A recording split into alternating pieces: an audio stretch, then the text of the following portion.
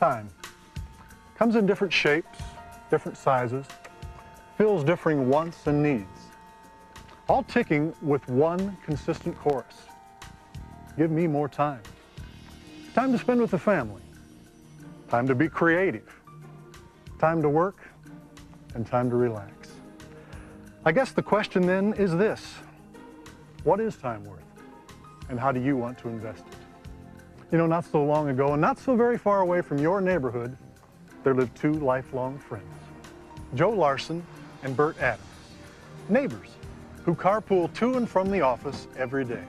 And every Sunday morning, rain or shine, Bert and Joe would meet religiously at 9:30 sharp to observe that most hallowed of sacred shared events: golf. Bring your money? But unlike the endless stream of previous outings, this morning was a little different. Bert, I've been thinking. I really need to make some extra money. I've been thinking about getting a part-time job. You keep putting like that, you'll have to sell your house. $2. Don't you ever think about making extra money? Not as long as I've got you as a golfing partner. Yeah, I do. In fact, every time Holly and I balance the checkbook. I don't know about you, but I really have to do something. So what do you do when your savings account's at an all-time low or non-existent? Carpeting and drapes that are threadbare, the refrigerators banging and clanging, credit card balances that are reaching the level of the national debt ceiling, not to mention college tuition just around the corner. Well, how do you balance your time? Time that's needed to earn that extra money. Time to spend with your family. What are your options?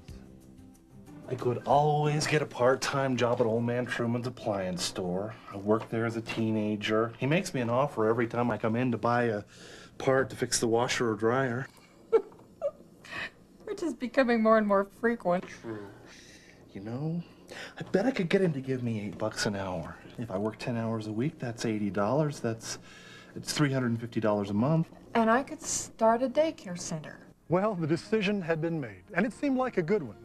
But no matter how many times Joe played the idea out in his mind, no matter how hard he tried, there just wasn't much to get excited about. Well, things were very different at the Adams house. Bert's Aunt Betsy had called earlier in the day while the boys were playing golf and asked Holly to join her for lunch. So what do you think? Interesting.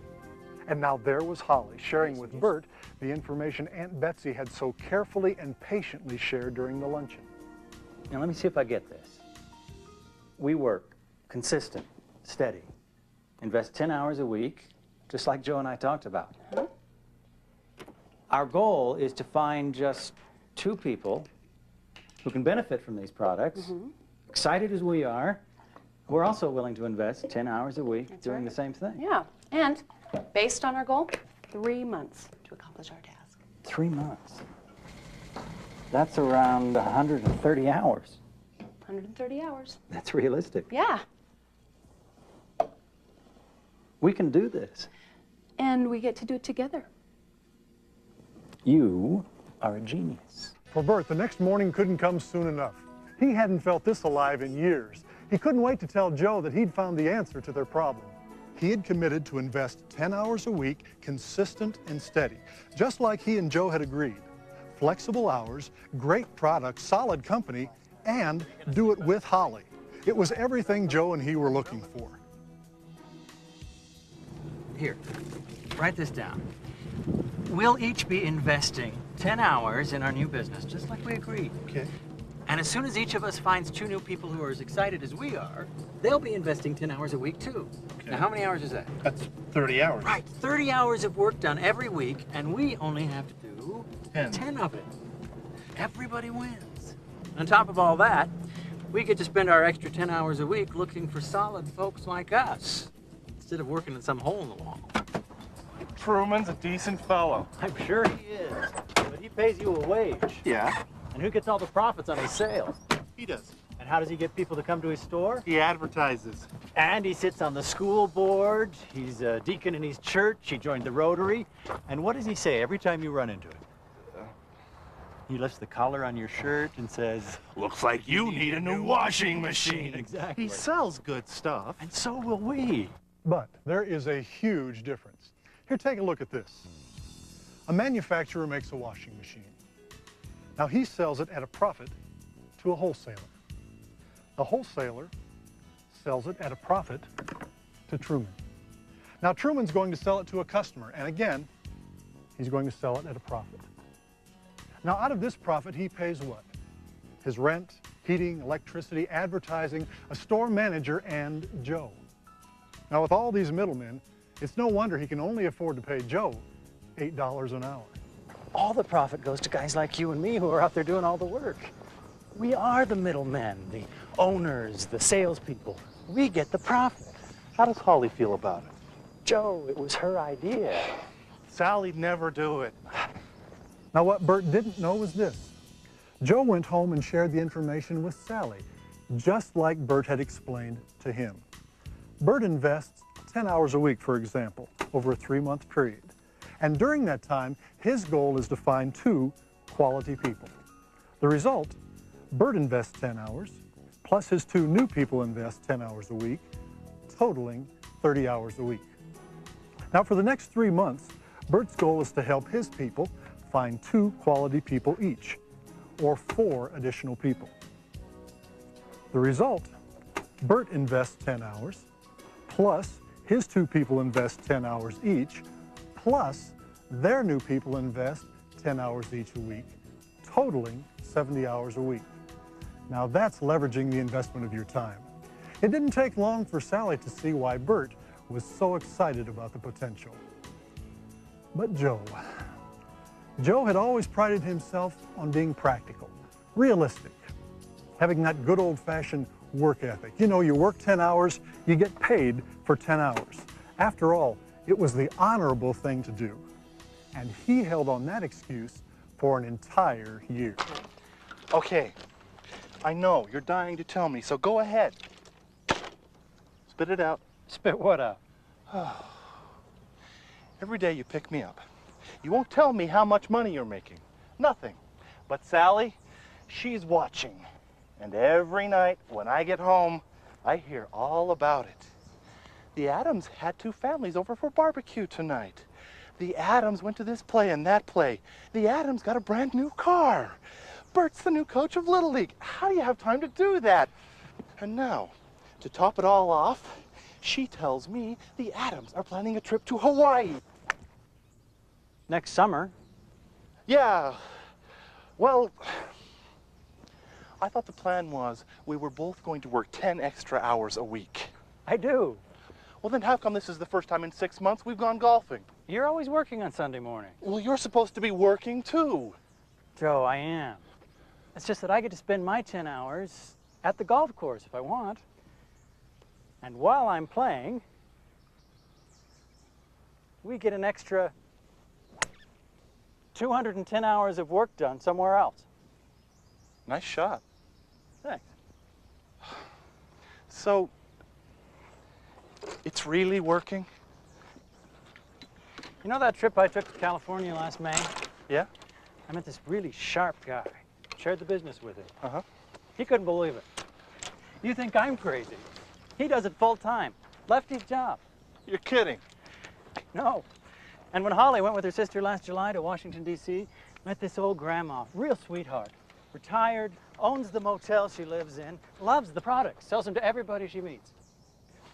We've got people working for us before we get up in the morning and after we go to bed at night. And when we go on vacation, our business keeps on going.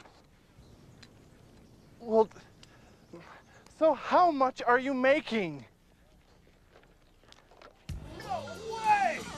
Did we just see a light turn on, or was that my imagination? You know, I think that 10 hours of work for 10 hours of pay idea just lost some of its luster. And you know, Joe's not alone.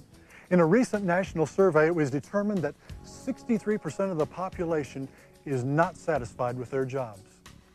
64% are thinking about quitting and looking for something else. Where are you? Are you happy with your current job? Is it meaningful, fulfilling both emotionally and financially? Do you look forward to the alarm going off in the morning and just like 75 million other folks racing off to work? Or is it time to consider a better way to invest your time? Let's just say that Joe agrees to this. How do you know who'd be interested and who wouldn't? Well, you don't always know. We've got some people who lost a job from a company they'd had for years. Well, before that happened, you know, they may not have had any motivation. Probably felt pretty secure. Well, other people, they try the products and they find themselves recommending it anyway. So why not sell the products and make a little profit? Oh, and I have to tell you about my hairdresser. 29 years old, 2 darling little girls, divorced, living in this really scary apartment, totally strapped. Oh, poor thing. Oh, I know. Well, when I first told her about the business, you know, all she wanted for her little girls was piano lessons, dance lessons, you know, maybe a little set aside for college. But you should see her now. She just bought the cutest little house over in Cloverdale. That is wonderful. Mm-hmm. Well, every situation is different, except this. Everyone wanted more time. Time to spend with their families. Time to relax for a moment or two without having to worry about their income coming to a screeching halt. More time to make a little more money. And everyone needed a solution that wasn't going to cost an arm and a leg like a hamburger franchise. Good comment, Holly. And you know it's true, few of us have the enormous resources required to buy and start up a franchise. And even if we did, which franchise would we bet our money on? And at what location? But we all have this, a little time, our most precious asset. And with the low cost of getting into this business, your real investment is your time. There's over 55,000 people a week in the U.S. and over 125,000 people a week worldwide getting in to this over $66 billion a year business. Quality people. And like the New York Times says, many are well-educated people, white-collar workers, trading in their briefcases and looking for a better way to invest their time. And if you'll invest your time, steadily, consistently, you can build a solid, exciting, and profitable business. So why are we doing this? Oh, I don't know. Why don't you? Hi, ladies. Hi. Smells good. Right on time. Anything we can do to help? I want to know first who won. I think I'll go wash up. I'm sorry we're late. We were talking about the business. It's about time. It is about time. How much time you have and how much that time is worth. The past is officially over. This is a new moment, and the decision is yours. Do you just turn it over and keep doing what you've always done? Or is it time to do something different? If it's time for something different, there isn't anything that's more exciting than investing that time in this business. It's your decision, and it's about time.